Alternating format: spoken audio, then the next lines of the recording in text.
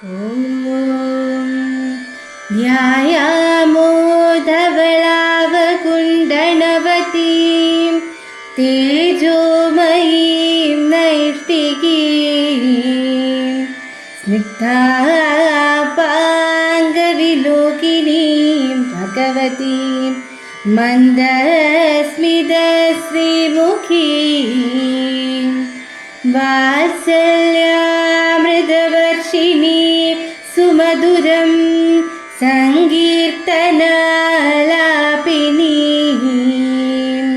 ശ്യാമാംഗീം മധുസിക്തസൂക്തിം അമൃതാനന്ദാഗ്നികാം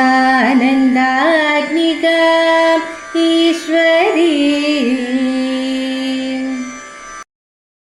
ഗജാനനം ഭൂതഗണാതിസേവിതം കപിത്തജംബൂഫലസാരഭക്ഷിതം ഉമാസുതം ശോകവിനാശകാരണം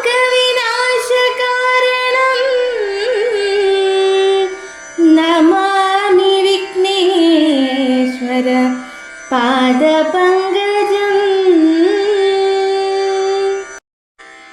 കൂജന്തം രാമ രാമേതി മധുരം മധുരാക്ഷരം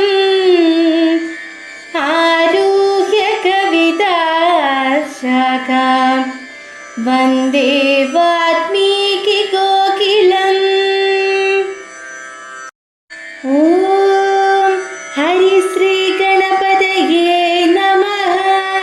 അവിഘ്നമസ്തു. ശ്രീരാമ രാമ രാമ ശ്രീരാമചന്ദ്ര ജയ. ശ്രീരാമ രാമ രാമ ശ്രീരാമഭദ്ര ജയ. ശ്രീരാമ രാമ രാമ സീതാഭിരാമ ജയ. ശ്രീരാമ രാമ രാമ ലോകാഭിരാമ ജയ. ശ്രീരാമ രാമ രാമ രാവണാന്തക രാമ. ശ്രീരാമ മമ ഹൃദി രമതാം രാമ രാമ. ശ്രീരാഘവാത്മാ രാമ. ശ്രീരാമ രമാപതി. ശ്രീരാമ രമണീയ വിഗ്രഹ നമോസ്തുതേ. ശ്രീരാമ രമണീയ വിഗ്രഹ നമോസ്തുതേ.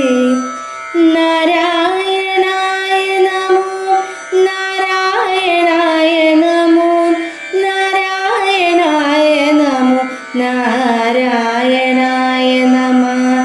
നാരായണായ നമോ നാരായണായ നമോ നാരായണായ നമോ നാരായണായ നമഃ.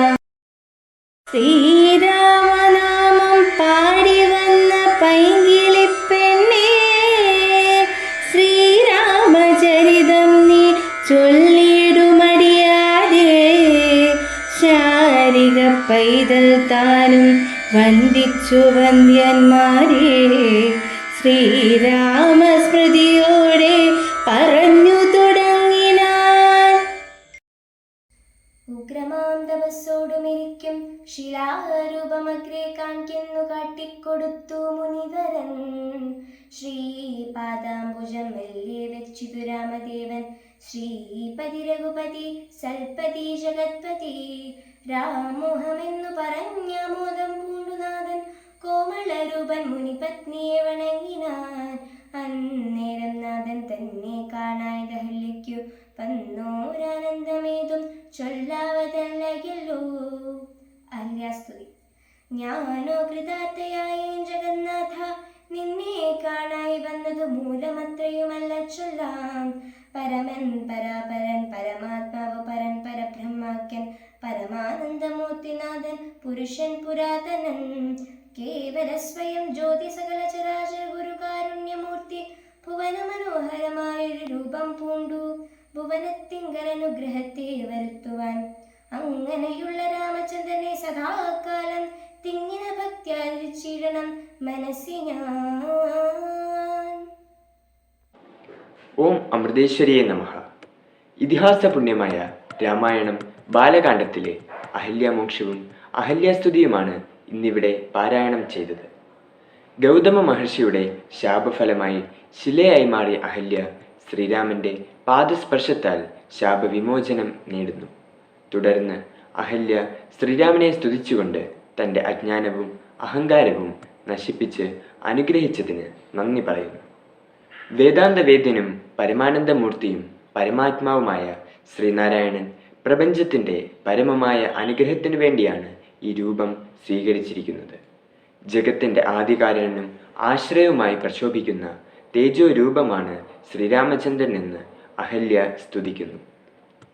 പ്രപഞ്ചത്തിൻ്റെ ഭയം ദൂരീകരിക്കുന്നവനും കോടി സൂര്യപ്രഭയോടുകൂടി കരങ്ങളിൽ ധനുർബാണങ്ങൾ ധരിച്ചിട്ടുള്ളവനും നിത്യശുദ്ധനും സത്യസ്വരൂപനുമായ ഭഗവാനെ അഹല്യ നമസ്കരിക്കുന്നു. തുടർന്ന് പരമപുരുഷനായ ശ്രീരാമചന്ദ്രൻ്റെ അനുമതിയോടുകൂടി ഭർത്താവിൻ്റെ അടുത്തേക്ക് അഹല്യാദേവി യാത്രയാകുന്നു. അറിയാതെ ചെയ്യുന്ന കർമ്മങ്ങൾക്ക് പോലും ഫലപ്രാപ്തി സുനിശ്ചിതമാണെന്ന് അഹല്യയുടെ അനുഭവം നമ്മെ മനസ്സിലാക്കി തരുന്നു.